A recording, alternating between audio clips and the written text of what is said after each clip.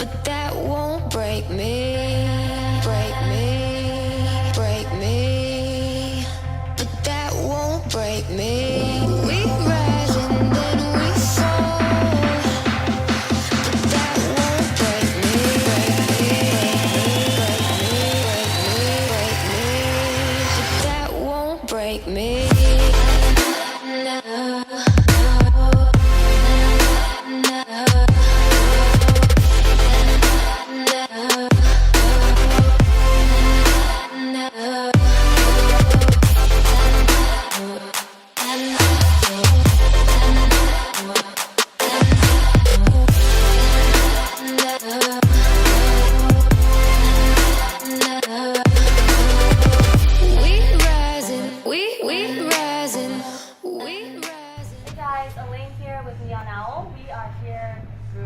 With Bonnie and Clyde. How's it going? Hey. What up? Are you guys excited for your set? We're so excited. This has been like such a wild experience so far. Yeah, it's your first group cruise, right? And then our very first time DJing on a boat. Yeah. And especially like lucky enough to be on the pool deck, so we really get to see the water going by as we're playing. So I figured Yeah, it's gonna be cool. that'll be pretty cool.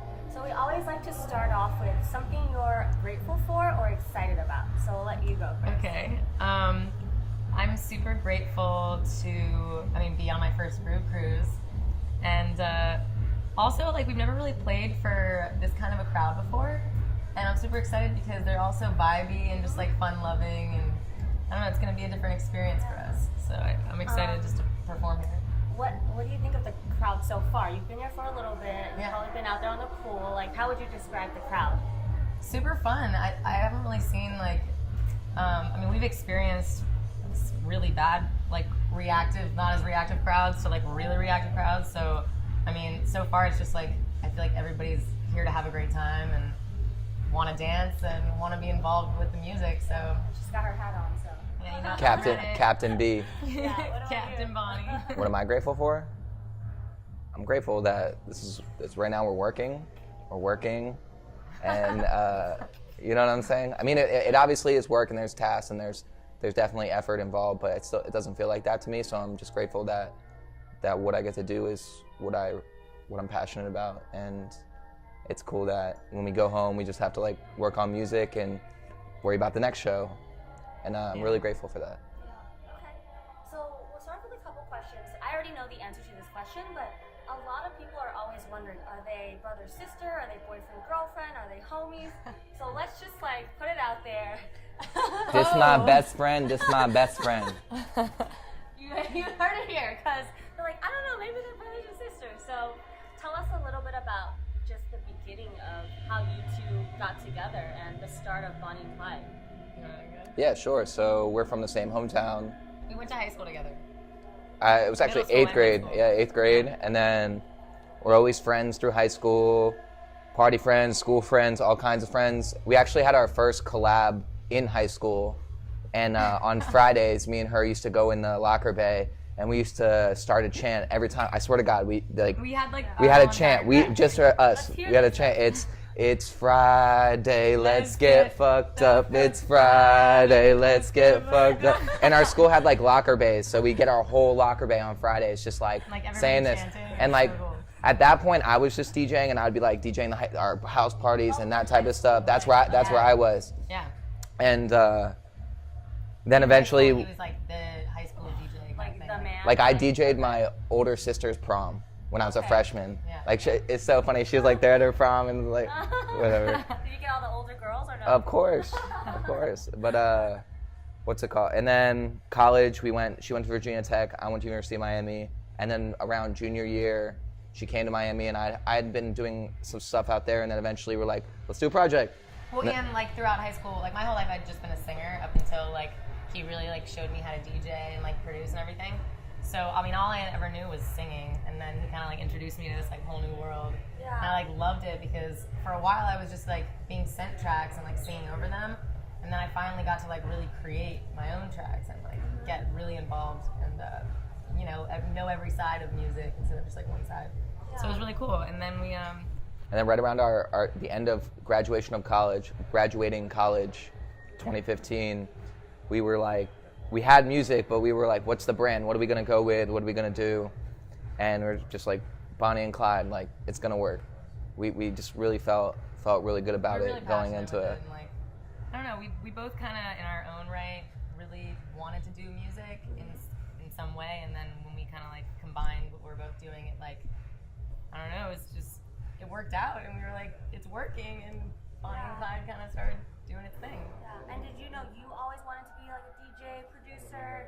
I mean, when I was 16, I always knew I liked DJing and entertaining, but it wasn't until I was 20 where one of my friends showed me an electronic music festival, and I was like, wait, I could do this. Yeah. I could do this. And then at that point, I was going to Ithaca when I first went to college, and as soon as I saw that stuff, I transferred right to Miami. Yeah.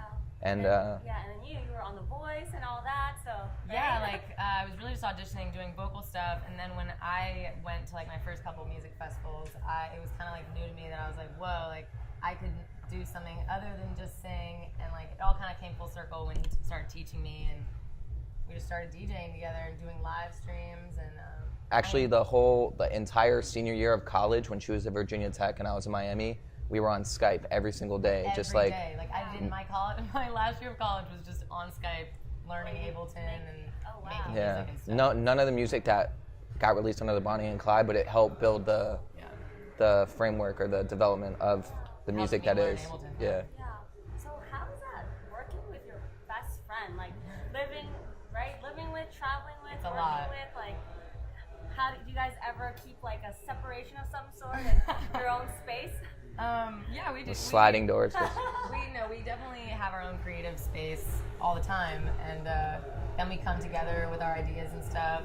But I mean, yeah, we're with each other almost every day, and I mean, you get annoyed with each other every once in a while, like anyone else. But Yeah. I don't know, it's fun. It's pretty cool because there really isn't many experiences we don't share together since we're Bonnie and Clyde. Like there always has to be both of us. There's this one time I think, one time where he was at school, had to take a test, and I went and played a show by myself, and people were like, "Whoa, what? Like Bonnie show?" Like it was so weird. Yeah. But that might be the only time that ever happens because we're not going to do school anymore. So Yeah. What was the question again? It's just like, being together all the time, like, is that... Honestly, there was a period where I had a different duo thing going on, and a period where I was doing it by myself, and before that I was doing it by myself. And when I was on stage and I was by myself and I was doing the thing, I'd be like, just not as fun. It's like way more fun, way more fulfilling too, to enjoy something with somebody else. yeah. Does that make Oh yeah. Your boy? Here, put this in. Sorry. What were we saying? But yeah, Oh, right. I get It's I like so much it. fun. Like, because personally, I grew up with just one sister, so I've always been used to like doing everything with my one sister. So, I mean, I love my independence, but it's always fun having like that one BFF partner to do stuff with. So then when I was doing it with him, it was so much fun. I don't know. And I love had no brothers and 3 sisters, so hanging out with a girl all the time is like, just another day. yeah, exactly. What's been you guys' most memorable moment so far? In the whole career. Yeah. There's Hasn't a been that long, lot. but I'm sure a lot has happened. Yeah. Oh, yeah. No, it's actually wild how it hasn't been that long, but like so much has happened, and sometimes like I don't know. Even recently, we're trying to make our shows more memorable, like have little bits and pieces that people can really remember. Whether it's like I don't know, like a little skit or like something funny, because a lot of these shows start to blend together, and you want to be able to remember all of them. What's a moment for you? So I think honestly, one of my favorite moments, we recently played a show in Dallas, and we bought these like bacon and egg suits. Like for each other, like for To yourself. wear. Bacon Yeah. soup, egg, And on egg, the- bacon. Right before one of the drops, we like got underneath the booth and like put them on, and then like came up and we were just like eggs and bacon. It was really fun. They like loved the it. crowd. Yeah, the crowd was Yeah, like. they love that. Yeah. And for me, it was when we played EDC Japan, and we were in Tokyo, and I just remember I wasn't expecting it to be out on a beach. Like when you think Tokyo, you don't think beach. But we played the circuit ground stage on the beach in Tokyo, on the beach. I don't know, it doesn't make sense to me. But I remember just looking up and just seeing like the waves and all the flags in the crowd, and just being like, wow, like this is really cool right now. That was really cool. Yeah. Yeah. That was really cool. Yeah. What's one thing that you guys love about the other person, and one thing that you can't stand? Just getting deep. No. You know? One thing. Show us all rainbows and unicorns. No, of course. So, do I start with the bad or the good? I don't know. I'm trying to think. There's so many things I like. There's so many things I don't like So many about things you. I don't like. Something I really like is him as an MC. I love something about I think it has a lot to do with he's been doing it for so long, and he used to back where I actually used to go to the beach in Ocean City, Maryland. He used to be the resident DJ at this place called H2O for all the youngins, under 21 kids. 15 to 20 years old only. That was 20. I don't know. He just has this confidence and swag with his MC that I love. So I really, really love him when he's on the mic. Because for me, I was never an MC. I was just a singer. So not just a singer, but you know what I mean. Yeah. It's always very what's the word? I guess practice. I always knew exactly how I was gonna sing it and stuff. Whereas him, it's all on the fly. All just whatever he comes up with, winging it, getting people hype. I find that to be so cool. And he's taught me even how to MC. I've gotten my MC voice down.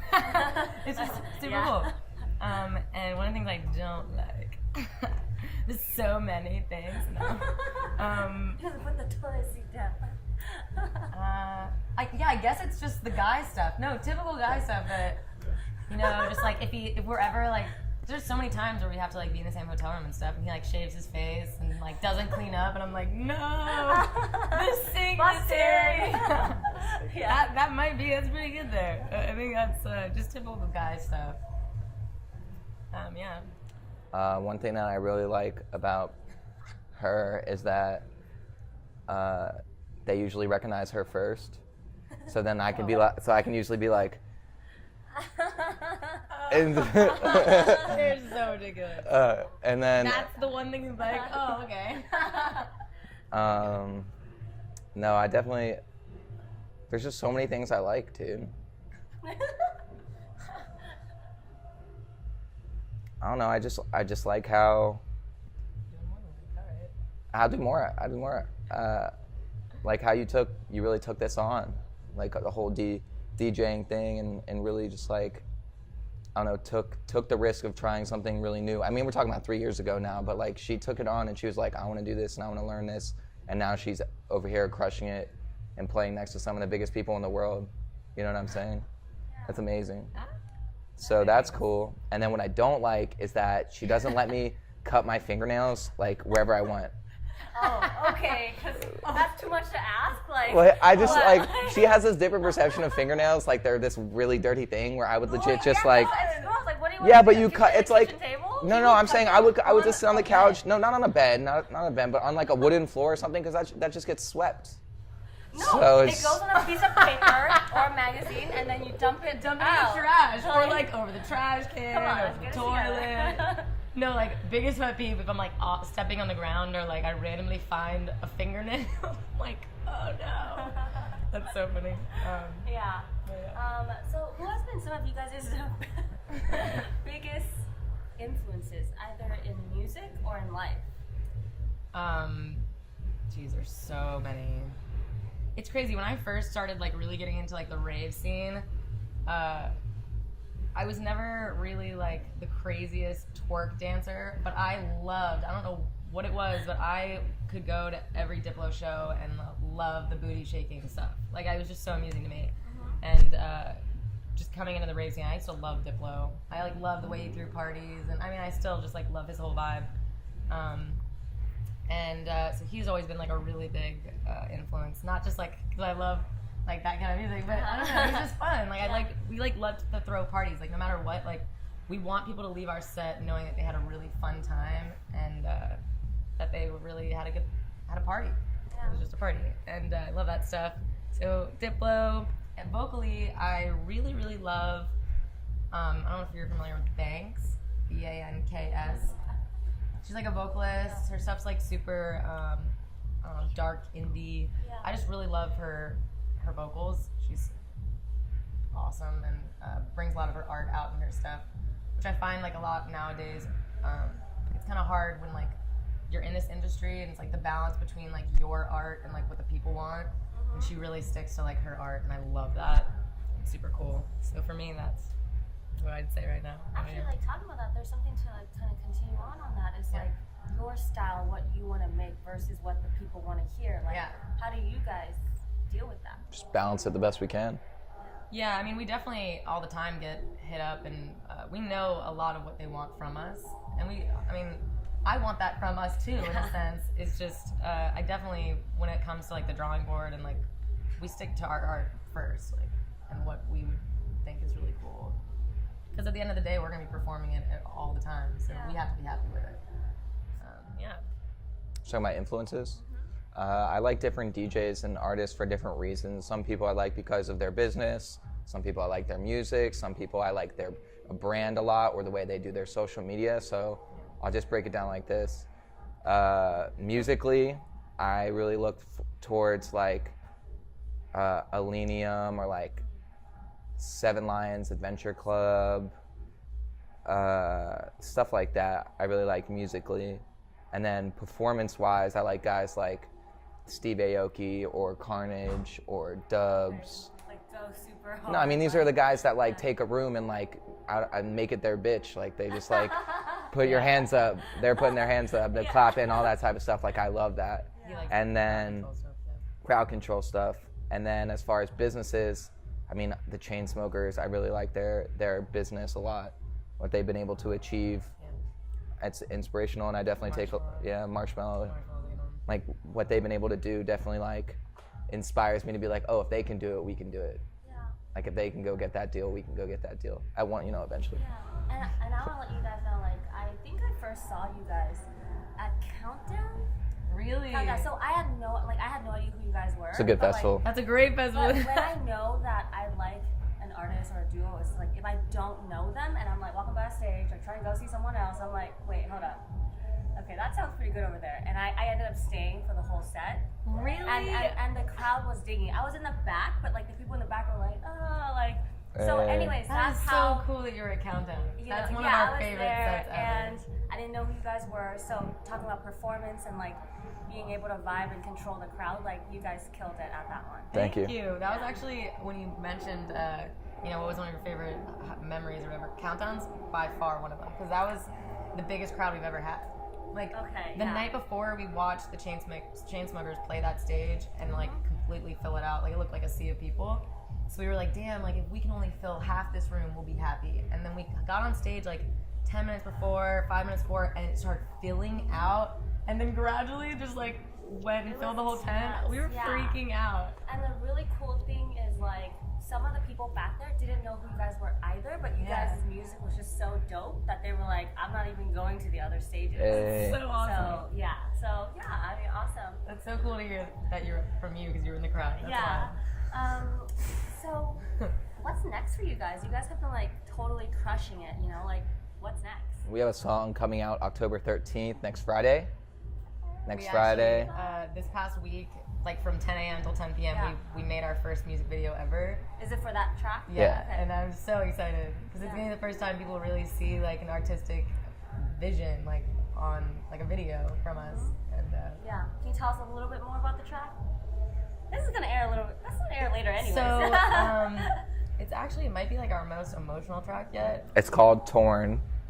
Yeah. It's called Torn. Yeah. And it's just kind of like.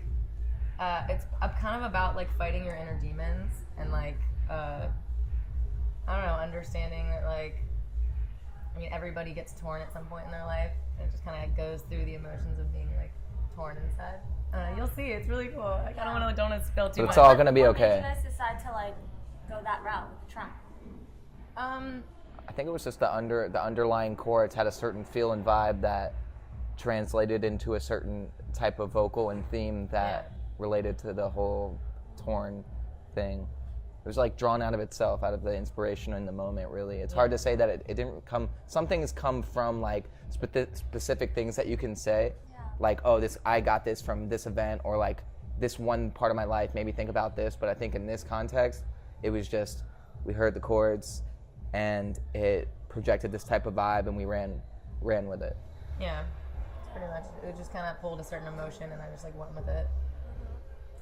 And then for a lot of the up and coming producers, do you have any piece of advice for them that you just feel like they're hitting a wall, or they feel like they're looking to break through? 50% of all the problems that you're having when you're producing music is probably just volume. Oh, that's a good one. Yeah. People like you'll hear something and be like, oh, this sounds so horrible, but if you just like turn something down and turn something up or whatever in volume, like it changes the whole thing. Mix just really matters. But aside from that, I would say I think the biggest thing nowadays is like stop. Like it's good to get influence from all these different things, but it's also really great to just like you create something out of nothing. Like just create whatever you like. Even if you have nothing in your mind, just like start putting random things together, and like you'll probably end up with something that's nobody's ever heard before or something. Or nowadays, like a lot of people are referencing tracks and making songs that are just like this guy, just like that guy, because they want to make a song like that. But then you're making a song that's that guy's sound in a sense. So it's, I don't know, I just think try and like come up with something that's just from your mind. I think that's super important. And then how do you guys deal with some of the lower moments, or maybe times you don't feel like you guys got your win? Oh, we scream it out. No. No. Not even. When we don't have our win, you mean? Yeah. Like, or something doesn't turn out the way you expected it to. Just adjust. yeah, pivot. Not adjust. Just like, I don't know. So you just be like, okay, well, we can't do anything about whatever that thing is now, so let's just do whatever we can to make it the best it can be. We also try to like learn as much as we can from that, and moving forward, just kind of, I think it's pretty awesome to have like your best friend as support too. Yeah, and our families support us well, and we have a great management team, great agents. Yeah, we got really lucky. We have a great team. Yeah, I think, I don't know, like there have been so many points where, a set maybe didn't go the way we wanted, or something didn't really work out, but I mean, we want this so bad, like to be doing this forever, that like, I feel like any setback is not really going to set us back. It's just, it's like kind such of small push us things more. relative to the grand vision. Yeah. The master plan. We have a goal and we want to reach it so bad that we're like, whatever. Awesome. So at Neonal, we're all about bringing artists and fans together to give back to different charities around the world. So we're super excited to hear that you guys want to come and help with the Wet Foundation. Yeah. Are there any causes that's like close to your heart, or you feel like people should know a little bit more about? Oh, what's the name of the Blue Star Foundation? It's a colon cancer research thing. Actually, last week my aunt passed away from colon cancer, and so we've been pushing that charity because that's where she worked a lot with in her last couple years. Yeah. I also have my cousin passed when he was like younger, but my family started this foundation for him. It's called the Ryan Lipinski Big Heart Foundation. Yeah. And basically just sets it up so that like kids can come get tested, like they get heart screenings, because typically like young kids that are athletic don't get heart screenings. And it's already saved like a ton of kids, and That's awesome. so. And then what's something you want to say to your fans that's watching out there? As cliche as it may sound, I guess like don't stop fighting for whatever you're passionate about, because I just think if you keep working at it, you'll eventually get somewhere you're super satisfied with at some point. So. And for me, it'd be make sure you follow us on our socials at Bonnie X Clyde DJ for upcoming shows, merch, and music. I got that new track. You know what I'm saying? It's coming out. That new track. And join the ride with Bonnie and Clyde. All right, well, thanks, guys. Super excited for you guys' set. Coming right up. Awesome. That won't break me.